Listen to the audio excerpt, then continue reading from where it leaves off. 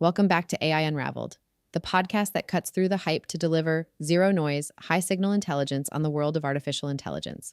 Today, we're stepping into the most personal frontier of AI innovation, human health. In this special episode, Decoding Your Health Story, how Google's AI is revolutionizing diagnosis, genetics, and personalized care. We explore how massive biobanks are collecting data from millions and how AI is becoming the key to unlock it.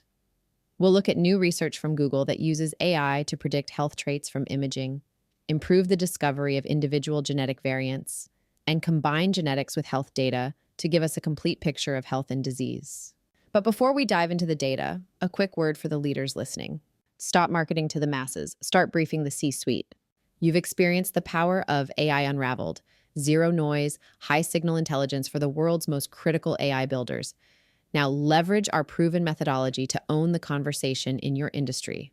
We create tailored, proprietary podcasts designed exclusively to brief your executives and your most valuable clients. Stop wasting marketing spend on generic content. Start delivering must-listen, strategic intelligence directly to the C-suite. Ready to define your domain? Secure your strategic podcast consultation now. The link is in the show notes. Stay with us and let's explore how AI helps decode the human health story. So what if cutting-edge AI could help decode, your unique health story? Everything from a single X-ray right down to the subtleties hidden in your genetic code. Imagine a shortcut to being truly well-informed about where medicine is heading. That's a powerful image. And it's actually becoming less science fiction and more reality. Right. So today we're taking a deep dive into some really groundbreaking advancements in medical AI. Specifically stuff coming out of Google research and DeepMind. Yeah, some fascinating work. Our mission really is to unpack how these new multimodal AI models are changing the game, how they understand and interact with all sorts of different medical data. We're talking imaging, genomics, a whole spectrum. Exactly. And the promise is, more personalized health insights, maybe faster, more accurate diagnoses for you. That's the goal. We'll be looking at insights from several key papers today. There's the one on MedGemini, another on multimodal LLMs for individual health data. Right. And also DeepNull, MRE-SEL for genetic analysis, that IAGE retinal clock paper, and one on variational inference for polygenic risk scores. Quite a list. It is. Lots to cover. But it paints a really interesting picture of where things are going. Okay, let's unpack this. It's genuinely exciting to see how these models are pushing boundaries. The core idea really is moving beyond just looking at one type of data in isolation. Instead, it's about integrating information from multiple sources all at once. Kind of like how a doctor looks at your test results, your symptoms, your history, and everything together. Precisely. Exactly like that. But doing it on a scale and with a depth that's just unprecedented. That holistic approach, it sounds incredibly powerful. And you mentioned MedGemini is kind of at the forefront here. Yeah, MedGemini is a really key development. Okay, so what is it exactly? What makes it such a big step? Okay, so MedGemini is basically a new family of AI models. They're built on the core capabilities of Google's Gemini, which is already multimodal, meaning it handles different data types. But MedGemini has been specifically optimized, fine-tuned, really, for medical use. So it's like a Gemini that went to med school. Something like that. Think of it as a generalist medical AI.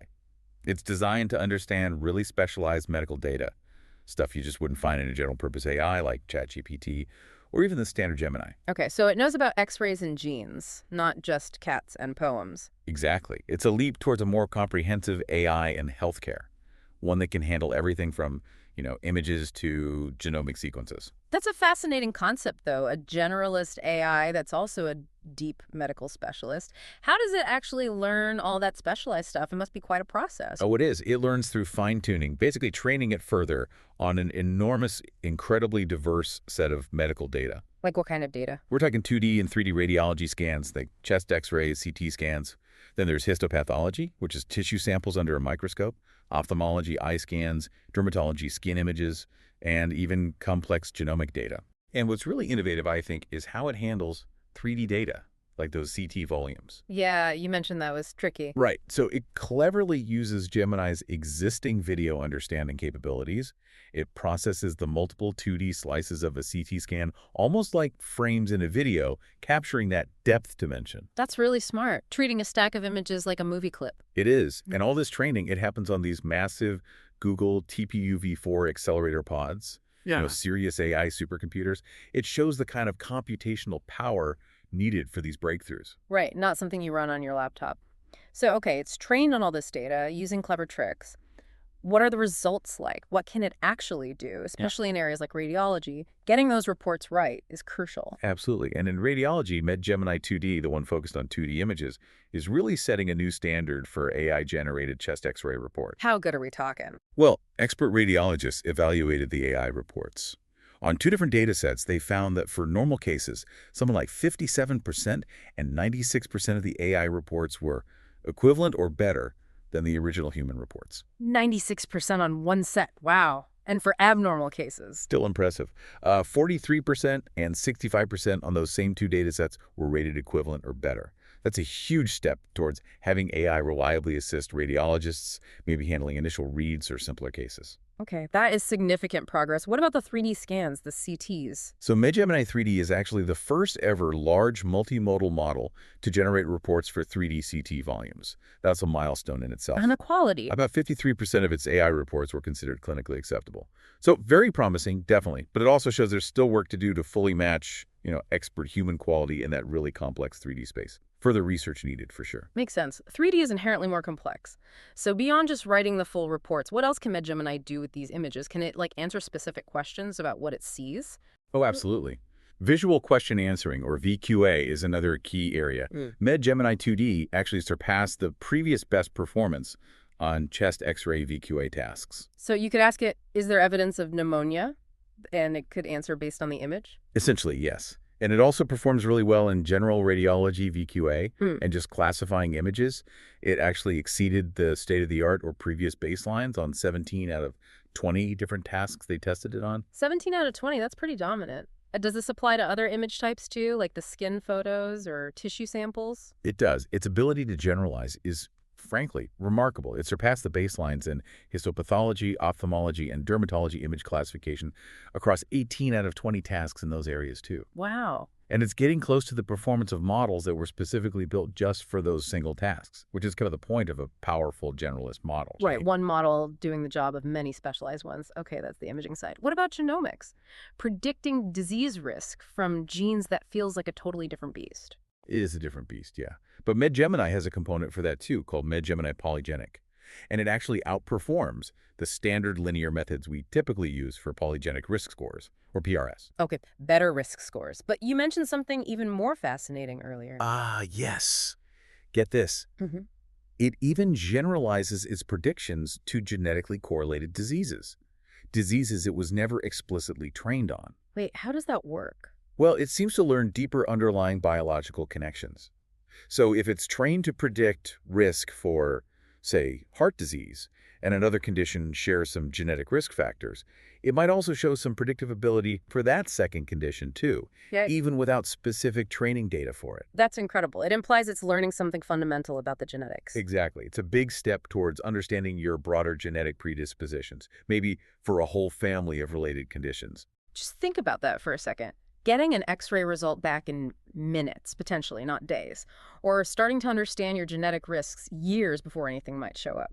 That's the kind of immediate life-changing potential MedGemini seems to be unlocking for you, the patient. Mm-hmm. Which brings us nicely to our next section, really diving deeper into those genetic insights with AI. Understanding complex traits, it's often not just about one gene, right? It's how genes interact with other things. Absolutely. Things like your diet, your lifestyle, your age, other environmental factors. We call these covariates in genetics. Mm-hmm. And their effects, especially how they interact with genes, can be really complicated, often nonlinear. Nonlinear meaning, not just a simple more of X means more of Y relationship. Exactly. It could be thresholds or complex curves or interactions where the effect of a gene changes depending on your age, for example. Yeah. And traditional genetic studies, like genome-wide association studies or GWAs, often struggle with this. Why is that? Because specifying the exact mathematical model for these complex nonlinear interactions beforehand is incredibly difficult, maybe impossible sometimes. And that's where new methods like deep null are coming in. Okay, deep null. Tell us about that. How does it help unmask these hidden genetic signals when the usual tools kind of fall short? So deep null uses a deep neural network, Mm-hmm. an advanced AI learning system specifically to identify and then adjust for those nonlinear and interactive effects from covariates within a GWIs. So it learns the complexity directly from the data instead of us having to guess the right formula. That's the core idea. And the impact is pretty significant. It manages to maintain control of false positives, so it's not just finding random noise while actually boosting the statistical power to find real genetic associations when those nonlinear effects are present. And if the effects are simple and linear, does it mess things up? That's the beauty of it. No, Okay. it incurs no power loss in those simpler linear scenarios. So it intelligently adapts. It only brings out the big guns when needed, you could say. That sounds like a major improvement. Have we seen specific results? Like, has it actually found new genetic links? Yes, definitely. In analyses across 10 different traits or phenotypes from the UK Biobank, things like LDL cholesterol, ApoB levels, even glaucoma referral probability, Deep Null discovered, on average, 6% more genetic hits. Hits meaning specific genetic markers linked to the trait. Exactly. And about 7% more loci, which are the specific locations on the genome where those hits occur. Plus, it also improved the prediction of the phenotype itself, based on genetics and covariates, by an average of 23%. 23% improvement in prediction. That's substantial. It really makes you wonder, doesn't it? If we can properly account for these complex interactions, how much more is hidden in our genes that we just haven't been able to see clearly before? The critical question. It suggests we might be underestimating the genetic contribution to some diseases because our tools weren't quite sharp enough. Okay, so that's handling complexity within traditional GWIs. But what about bringing in other kinds of health data alongside the genetics? You know, the stuff we generate constantly now, ECGs, data from smartwatches. How can AI help integrate all of that? Right, that leads us to MRE-GLE. This method takes on the challenge of integrating multiple types of what we call high-dimensional clinical data, or HDCD. High-dimensional meaning complex data streams, not just simple numbers. Exactly. Think detailed ECG waveforms from a hospital 12-lead machine, or the PPG waveforms, that's the light-based heart rate sensing from your smartwatch. MRE-GLE is designed to use these kinds of rich data sources in genetic studies. Okay, how does it work? How does it combine, say, an ECG signal with genetic information? It uses another advanced AI technique, this time a convolutional variational autoencoder. Bit of a mouthful, I know. Yeah. But think of it like a smart compression tool. It learns to take these complex inputs, like the squiggly lines of an ECG, and represent them in a much simpler, lower dimensional form while keeping the important information. Like summarizing the key features of the heart rhythm. Precisely. And once it has these compressed representations from potentially multiple data sources like ECG and PPG, it can then combine the GWA's results derived from these representations. It lets you leverage signals from different modalities together. That makes a lot of sense, getting a fuller picture by combining signals. What kind of impact has this had, say, for cardiovascular health? The impact is significant. MRE-RGL showed real advantages over unimodal methods, methods that just look at one data type at a time. For instance, using a detailed 12-lead ECG dataset, it identified nearly 20% more genetic loci associated with ECG features. Wow, 20% more. And even when combining a simpler single-lead ECG with smartwatch PPG data, it still found 13% more loci. And crucially, the genetic risk score it generates significantly outperforms scores based on single data types when it comes to predicting actual cardiac conditions, like atrial fibrillation or AFib. So better prediction of things like AFib by combining these different heart signals with genetics. That's a clear win for potential early detection or prevention. Absolutely. It shows the power of integrating these rich, high-dimensional data streams that we're collecting more and more. So we're finding more genetic hits, more loci basically, getting more precise markers for disease risk, thanks to AI integrating all these different data streams. Now, speaking of precision, let's talk about refining those polygenic risk scores themselves. There's another method called BBVIPRS. Right, BVIPRS. That stands for Black Box Variational Inference for Polygenic Risk Scores.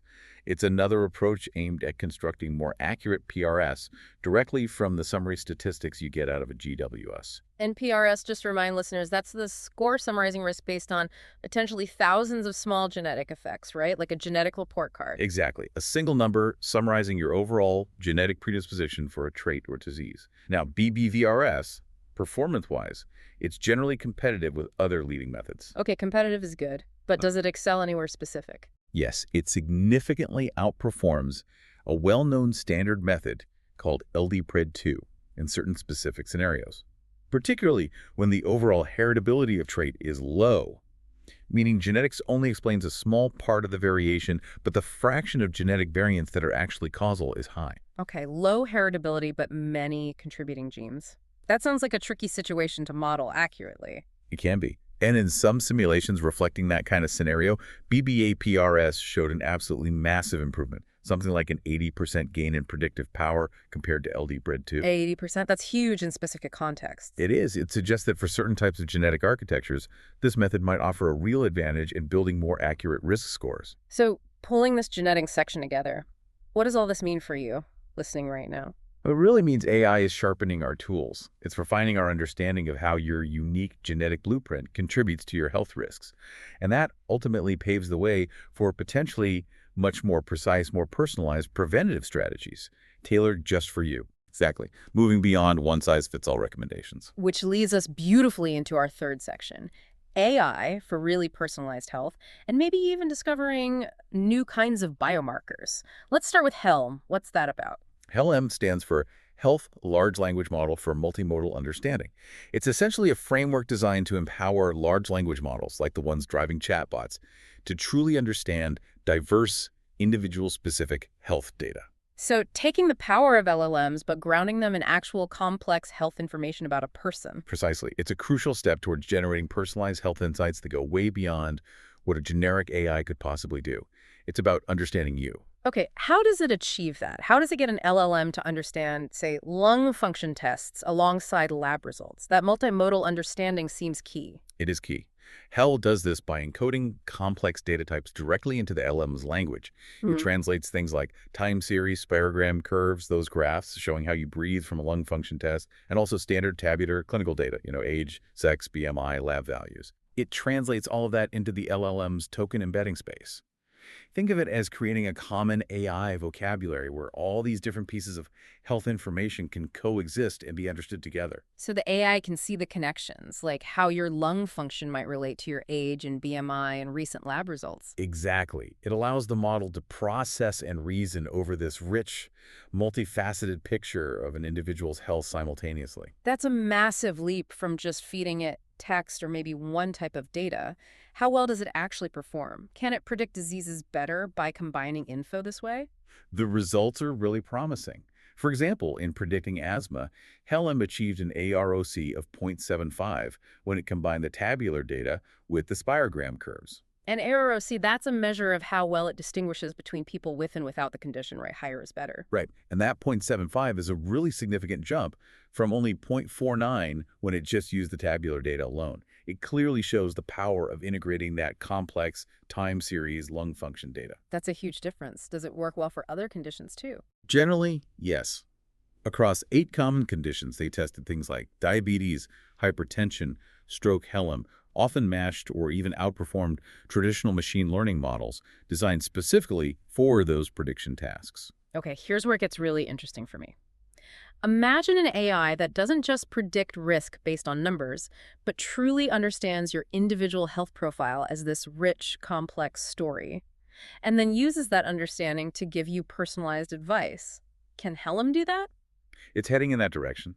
Helm can actually power personalized health conversations. For instance, the research showed it could provide different, tailored exercise recommendations based on a person's predicted asthma risk, drawing on their specific data profile. So not just generic advice, but advice adapted to your specific situation as understood by the AI. Exactly. It's moving towards a much more interactive, nuanced, and genuinely personalized health experience, almost like having a super-informed personal health advisor available. That feels like a glimpse into the future of managing chronic conditions, maybe.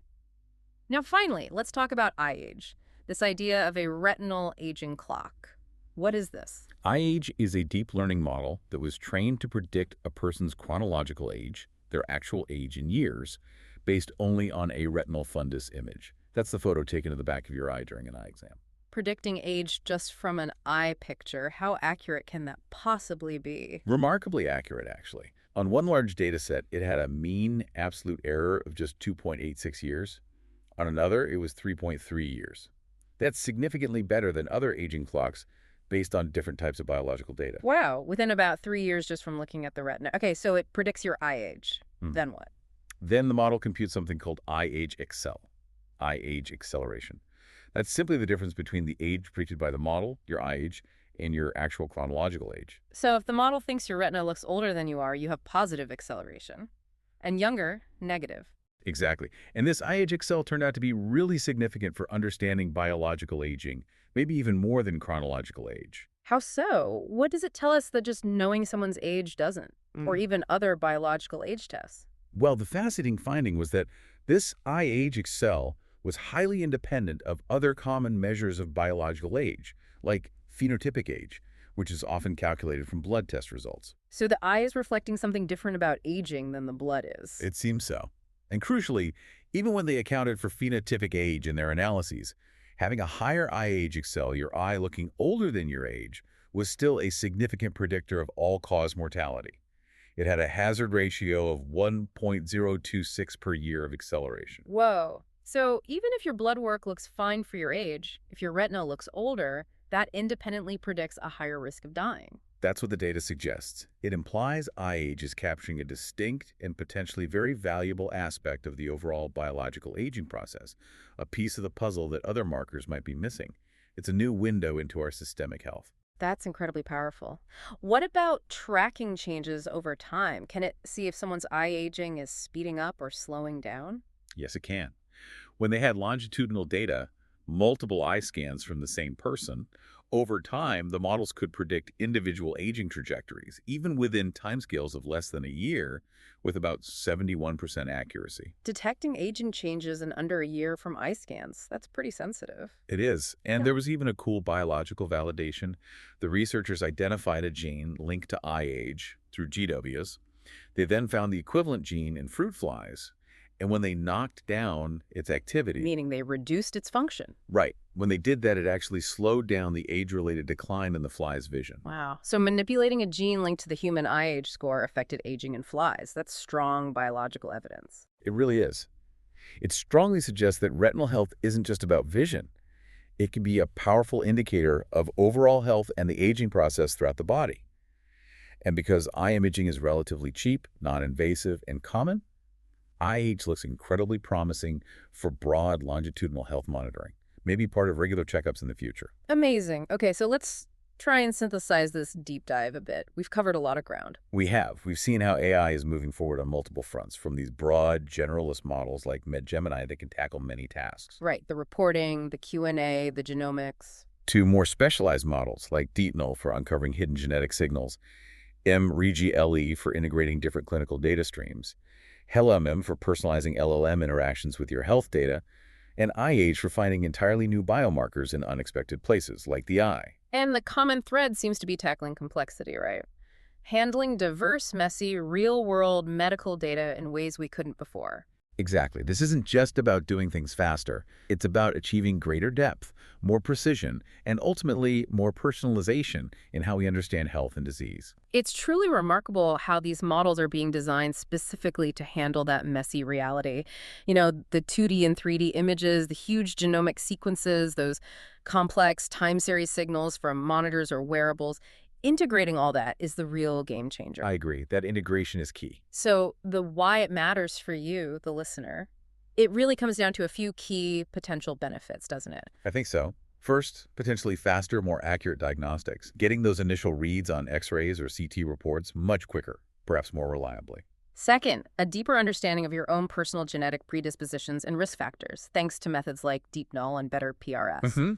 Third, the real possibility of truly personalized health recommendations and proactive interventions. Advice tailored to your unique data profile, powered by models like Helm. And fourth, this exciting prospect of new, non-invasive, maybe low-cost biomarkers, like your eye scan revealing profound insights into your aging process and overall health, thanks to things like eye age. Those are the big promises, definitely. Now, while this is all incredibly promising, we should also add a note of caution, right? Medicine is safety critical. Absolutely crucial point. These technologies, especially the ones generating reports or giving advice, are still largely in development. They need much more rigorous testing, validation, and careful evaluation before widespread, routine clinical use. Safety has to be paramount. And the data itself, bias is always a concern with AI, isn't it? Ensuring these models work fairly for everyone. Indeed. The potential for data bias, whether based on demographics, population studied, or even data quality and also data contamination during training, These require constant vigilance and specific mitigation strategies as these models are developed and deployed. We always need to be asking, who does this work well for? And are there groups it might miss or misinterpret? There's always more to learn and refine. Definitely. Okay, so we've explored how this wave of multimodal AI is really pushing the boundaries, unlocking new layers of insight from pretty much every type of health data imaginable. That's a fascinating time. It really is. So, here's a final provocative thought to leave you with.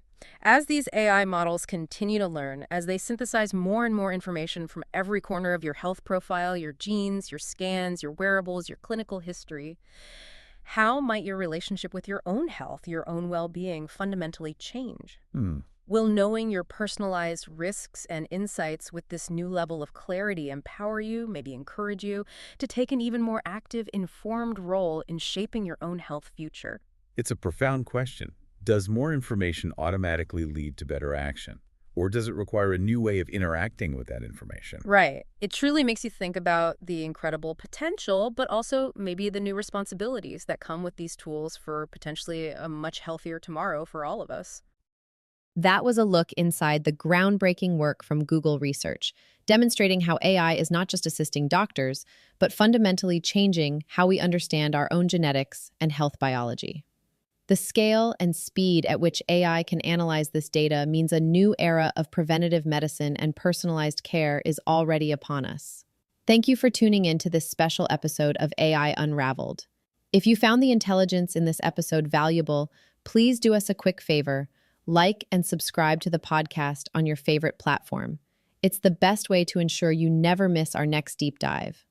And for our business leaders, if you are ready to stop broadcasting and start briefing your most valuable clients and C-suite, find the link for a strategic podcast consultation in the show notes. Until next time, keep unraveling the future of AI.